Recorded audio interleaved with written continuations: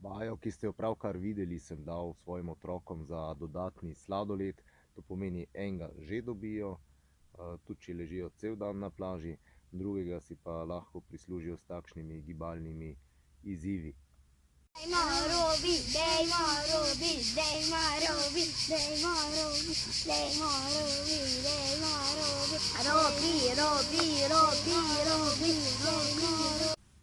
Punci sta na ta način prehodili na rokah 3 metre za sladoled in potem sem si seveda mislil, če oni dve lahko prehodita 3, bom pa jaz vsaj 4, ampak moram priznati, komaj sem jih. 3.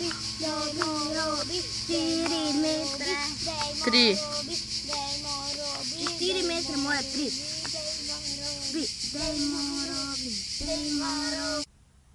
In kaj je nauk te zgodbe?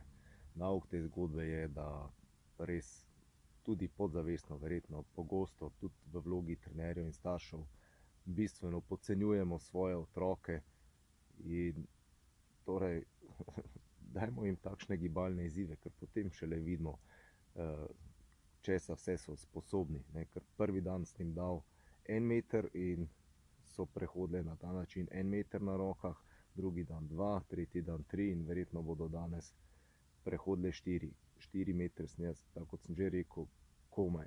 Tako da zdaj naslednji cilj je zame 5 metrov.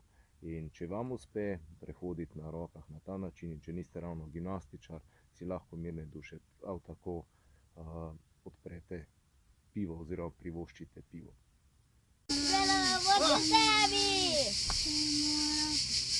Daj, robi, še 1 meter! Malo ti bo uspelo!